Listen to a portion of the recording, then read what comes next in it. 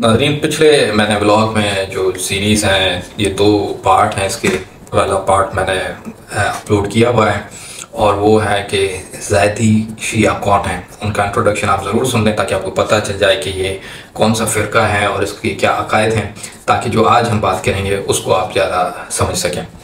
दरअसल जो ज़ैदी शिया हैं आज के दौर में ये ज़्यादातर यमन में पाए जाते हैं और यमन में ये हौती कबाइल हैं, जो कबीले हैं अरबों के, यमनी अरबों के जो कबाइल हैं हौती कबाइल, ये ज़्यादातर ज़ैदी शिया हैं। और ये ज़ैदी शिया जो हैं ये ज़्यादातर जब इनको हाईलाइट तब मिली, ये ज़्यादा हेडलाइंस में तब आए जब 2014 में इन्होंने जो है यमन की हुकूमत को टेक ओवर कर लिया और उसके बाद जो सऊदी अरेबिया ने इनके ऊपर अटैक लॉन्च कर दिया। अब इनसे पहले जो यमन के सदर थे अली अब्दुल्ला सालेह, वो भी जो हैं वो ज़ैदी शिया थे और वो सऊदी अरब के पपेट समझे जाते थे, सऊदी अरब से डिक्टेशन लेते थे। इसी वजह से हौती कबाइल उनसे खुश नहीं थे। उसकी वजह ये थी कि यमन में कोई डेवलपमेंट नहीं हो रही थी, यमन के हालात सुधर नहीं रहे थे, यमन की इकॉनमी सुधर नहीं रही थी। इसके अलावा अली अब्दुल्ला सालेह ख़ुद तो अरबों डॉलर के उनके असासे बन गए थे, लेकिन लोगों को उससे फ़ायदा नहीं हुआ था। तो एक सियासी तहरीक थी जिसमें एक हौतियों ने शिरकत की और अपने ही सदर के ख़िलाफ़ उन्होंने जो है वो तहरीक चलाई। इब्तिदा में तो जब ये तहरीक चली थी तो ये तहरीक सऊदी अरब के ख़िलाफ़ नहीं थी, ये एक सियासी तहरीक थी।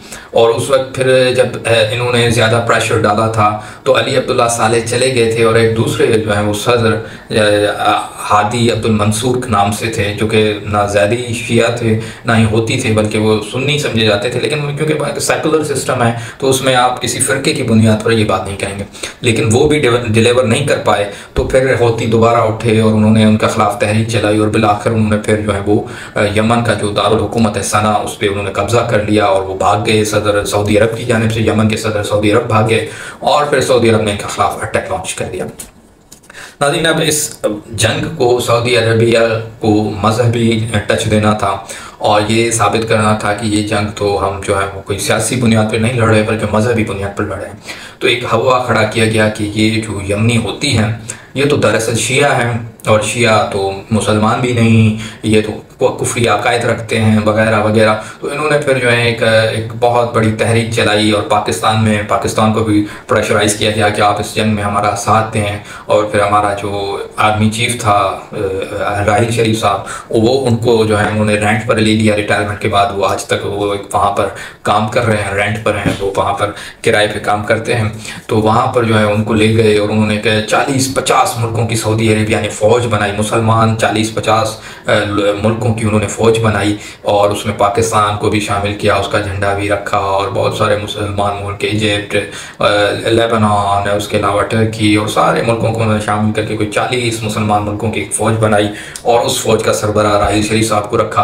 और फिर उन्होंने जो है एक मेजर अटैक लॉन्च किया और उसका नज़रिया मजहबी बताया गया था, हालांकि एक सियासी बात थी। और फिर पाकिस्तान में और जहाँ कहीं ये बात फैलाई गई कि हौती दरअसल जो है वो नौज़ुबिल्लाह खाना काबा को शहीद करना चाहते हैं। ये खाना काबा को शहीद करना चाहते हैं, खाना काबा को ढाना चाहते हैं, खाना काबा और मस्जिद नबवी पर ये हमला करेंगे और इस तरह, यानी कि वो बिल्कुल उन्हें कि एक ऐसा काफिर बताया गया कि ये खाना काबा को भी नौज़ुबिल्लाह मिसाइल से उड़ा देंगे, रोज़ा रसूल को भी नौज़ुबिल्लाह ये मिसाइल से उड़ा देंगे। और फिर यहाँ पर पाकिस्तान में और सऊदी अरेबिया में जो उनके पपेट्स हैं उन्होंने इसको इस्लाम और कुफ्र की जंग करार दी। आप कुछ स्कॉलर्स की वीडियोस भी देख लें जाकर, तो वहाँ पर इन्होंने इस्लाम और कुफ्र की जंग इसको करार दी। हालांकि पिछली वीडियो में मैं बता चुका हूँ कि जो ज़ैदी शिया हैं वो नाम की शिया हैं लेकिन अकायद उनके सारे सुन्नियों वाले हैं। वो कहीं पर भी उनके अकायद में आपको शियाइज़म नज़र नहीं आएगा, आपको शिया अकायद नज़र नहीं आएंगे, शिया रसूमात नज़र नहीं आएंगी। उसमें आपको सुन्नीज़म की झलक ज़्यादा मिलेगी, सुन्नी अकायद मिलेंगे, वो खुलफाए राशिदीन को मानते, वो पूरा मैंने एक वीडियो में पिछली वीडियो में डाला हुआ है। लेकिन इसको एक मजहबी तौर पर इतना जज्बाती करके पेश किया गया और उसको ज़ैदी शियों को शियासना शरीक से भी ख़तरनाक और पता नहीं कैसा पोर्ट्रे किया गया। और इस जंग में जो 40-50 मुल्कों का एक सो कॉल्ड अलाइंस बनाया गया, मिलिट्री अलाइंस बनाया गया था, जिसका हेड सऊदी अरेबिया था और उसका पहला चीफ जो अभी तक चीफ हैं, जो रेंटल चीफ हैं राहिल शरीफ साहब, वो अभी तक वहाँ पर काम कर रहे हैं और उन्होंने यमन पर बमबारी की थी और रिपोर्ट्स के मुताबिक कोई अब तक जो है वो हज़ारों नहीं तो लाखों लोग जो हैं वो ज़ख्मी हो चुके हैं। और ऑलमोस्ट कोई 2021 की रिपोर्ट है, अभी तक के मामला, उसके बाद के मामला हुए अभी तक नहीं, लेकिन 2021 की रिपोर्ट के मुताबिक तकरीबन कोई 40,000 के करीब लोग मारे जा चुके हैं। सिविलियंस 37,777 का फिगर आ रहा था कि वो लोग शहीद हो चुके हैं। और उनमें 70% कौन थे? मासूम बच्चे थी जिनकी उम्रें 1 साल से 5 साल की थी, वो भी इसमें शहीद हुए। मुसलमानों पर इतनी मतलब कि क़यामत ढाई गई और एक हमला किया गया इस तरह का, और आए दिन बम बरसाए जाने लगे। और ये कहा गया कि ये जो है वो खाना काबा को ढाने वाले हैं नौज़ुबिल्लाह, और ये जो है वो मस्जिद नबवी को ढाने वाले हैं, और इस तरह के ये काफिरों से जंग है जो सऊदी अरेबिया लड़ा है। इस तरह के जो है वो चीज़ें और नैरेटिव बनाए गए, उसमें हज़ारों लोगों को शहीद किया गया, बच्चों को शहीद किया गया, ख़वातीन को शहीद किया गया।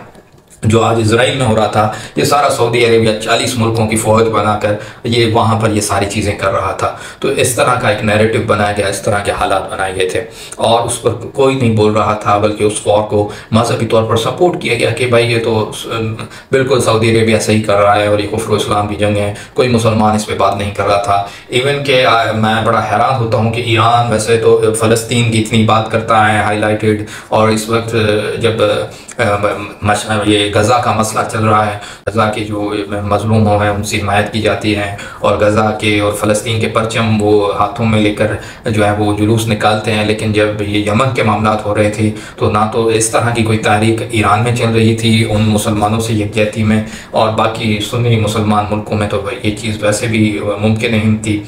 हालांकि इस वक्त जो फ़लस्तीन का मामला था, तो इस बार जो अरबईन हुआ था इराक़ में, जो इमाम हुसैन का चहलम होता है जिसमें एक अरबईन वॉक होती है नजफ से करबला, तो वहाँ पर भी 99% लोगों ने फ़लस्तीनी परचम उठाकर फ़लस्तीनी भाइयों की हिमायत की थी, वाल्दो कि वो फ़िरके में बिल्कुल उनसे अलग हैं और फ़िरके में बिल्कुल उनके मुखालिफ हैं। लेकिन यमन के लिए इतनी बड़ी तहरीक नहीं उठी थी, जिस पर मैं बड़ा हैरान होता था कि यमन के मुसलमानों पर कोई क्यों नहीं बात करता, कि यमन के लोग मुसलमान नहीं हैं, या उनके मासूम बच्चे नहीं हैं, या उनकी ख़वातीन नहीं हैं। यानी कि जो चीज़ें गज़ा में इजराइल कर रहा था वही सारी चीज़ें सऊदी अरेबिया यमन में कर रहा था, लेकिन कोई इसको कंडेम नहीं कर रहा था। तो मुझे बड़ा उस पर होता था कि कितना ये बड़ा जुल्म है और कोई इस चीज़ को ऑन नहीं कर रहा।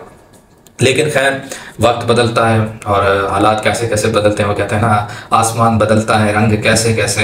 तो आज देखें कि आज की तारीख़ में वो जो 40 मुल्कों के इत्तेहाद मिलिट्री अलायंस का सरबराह है सऊदी अरेबिया, वो 1 साल से खामोश हैं, और वो लगा हुआ है कि मैं कैसे भी इजराइल को तस्लीम कर लूँ।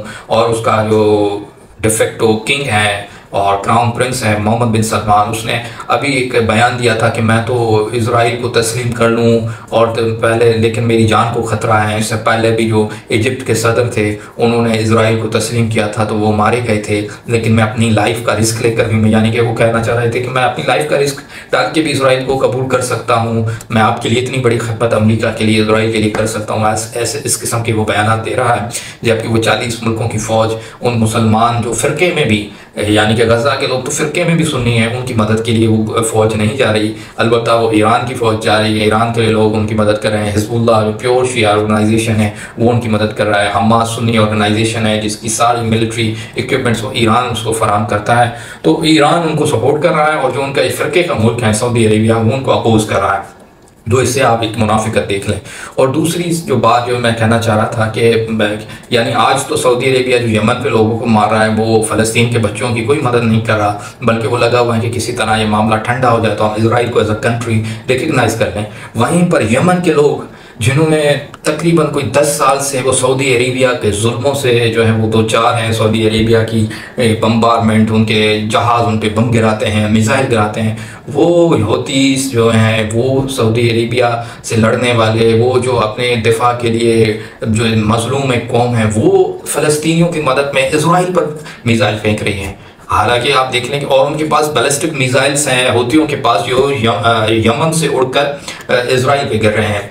तो आप समझ लें कि होती इतने कैपेबल हैं कि नऊज़ बिल्लाह अगर उन्हें जो है वो खाना काबा को शहीद करना होता तो ये बैलिस्टिक मिसाइल जब इसराइल जो उसके पास आयरन डोम और डेविड और पता नहीं कौन कौन से उनके जो है वो एक दिफाई निज़ाम है जो मिसाइलों को गिरा देता है। तो सऊदी अरेबिया के पास उतना बड़ा दिफाई निज़ाम तो नहीं है, वो सऊदी अरेबिया को इसराइल से ज़्यादा स्ट्रॉन्ग मुल्क तो नहीं है, इवन वो तो ईरान से ज़्यादा स्ट्रॉन्ग मुल्क भी नहीं है। तो उसको अगर नऊज़ बिल्लाह में खाना काबा शहीद करना होता तो ऐसे कई बैलिस्टिक मिसाइल अब तक खाना काबा को या नऊज़ बिल्लाह नबी करीम सल्लल्लाहु अलैहि वसल्लम के हरम पाक को कोई नऊज़ बिल्लाह कोई नुकसान पहुंचा सकते होते थे। लेकिन वो मुसलमान हैं और वो कभी भी ऐसा नहीं कर सकते, लेकिन उनके खिलाफ एक नैरेटिव चलाया गया कि ये काफिर है।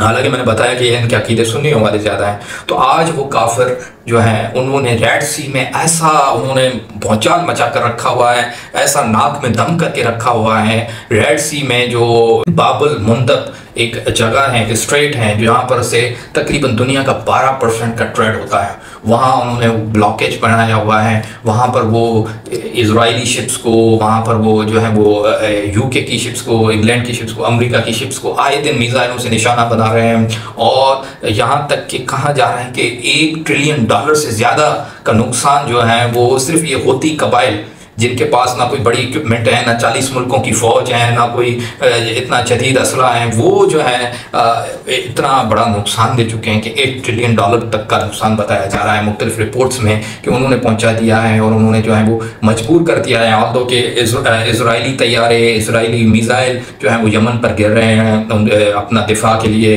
अमेरिका बमबारी कर रहा है, यूके बमबारी कर रहा है यमन पे, सऊदी अरेबिया बमबारी कर रहा है। उसके बावजूद उन्होंने इतना नाक में दम करके रखा हुआ है कि वहाँ पर बहुत ज़्यादा परेशानियाँ हैं और इजराइल को उन्होंने मजबूर करके रख दिया है होती बाकियों ने।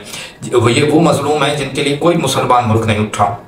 इन लोगों को काफिर कहा गया, इन लोगों पर तोहमतें लगाई गई और आज ये जो है वो इसराइल को ललकार रहे हैं। इनके लिए तो सऊदी अरेबिया ही काफ़ी था, लेकिन वो सऊदी अरेबिया को अपना दुश्मन नहीं समझते। हालांकि सऊदी अरेबिया वो 40 मुल्कों की फ़ौज इसराइल पर नहीं उतार रहा, उसने तो यमन पे जो है वो मजालिम ढाए। तो वो चाहता तो ये सारी चीज़ें जो है वो सऊदी अरेबिया के ख़िलाफ़ करता, लेकिन सऊदी अरेबिया के ख़िलाफ़ उन्होंने कोई बड़ा महाज नहीं खोला। उन्होंने जो है वो अपना रेड सी में जो है बाबुल मंदब पर जो है स्ट्रेट ऑफ बाबुल मंदब जो है वहाँ पर उन्होंने जो है वो एक बड़ा सा नेटवर्क बनाया हुआ है और आए दिन वहाँ पर वो एक ब्लॉकेज बना देते हैं और वहाँ पर शिप्स को रोक देते हैं, जिससे बड़ी ट्रेड को नुकसान हुआ है, 1 ट्रिलियन के करीब हो रहा है। इसराइल पर वो आए दिन मिसाइल दाग रहे हैं, इसराइल को ललकार रहे हैं। कितना, यानी कि आप समझ लें कि एक छोटा सा गिरोह जिसके पास ना कोई बड़ी एयरफोर्स है, 10 साल से वो हालत जंग में हैं, 10 साल से वो सऊदी अरेबिया की बमबारी सह रहे हैं। वो अपने 70% बच्चे जो हैं वो मरवा चुके हैं, ख़वातीन मरवा चुके हैं, और फिर भी वो मुसलमानों और क़िबला अव्वल की हिफाजत के लिए, जिन पर यह है कि वो खाना काबा को ढाने की कोशिश करें, वो तो क़िबला अव्वल की हिफाजत के लिए अपनी जानों को दोबारा खतरे में डाल रहे हैं। तो इन लोगों को कितना नेगलेक्ट किया गया, कितनी इन पर तोहमतें लगाई गई और आज इनका किरदार क्या है। तो हमें सोचना चाहिए कि क्या सिर्फ इसराइल को हक़ है कि वो इसराइल पर सिर्फ हमें कंडेम करना है कि इसराइल जो है वो मुसलमानों को ना मारे, लेकिन सऊदी अरेबिया को यह हक़ हासिल है कि वो कितने भी मुसलमान मार दे, उन्हें काफिर करार दे दे। तो हमें ये मुनाफिकत छोड़नी चाहिए। आज जिनके खिलाफ हमने इतना बड़ा इन पर बहतान लगाए, वो तो अपने गजा के मुसलमान भाइयों को जो है उनकी मदद कर रहे हैं, उनके लिए जो है वो इसराइल से लड़ रहे हैं, और जो उनके खिलाफ लड़ रहा था सऊदी अरेबिया, वो इसराइल के मामले पर खामोश है और जो है वो इसराइल के हक़ में बातें कर रहा है। तो हमें इस मुनाफिकत को ख़त्म करना चाहिए जो फ़िरका वारियत पर मुहित है।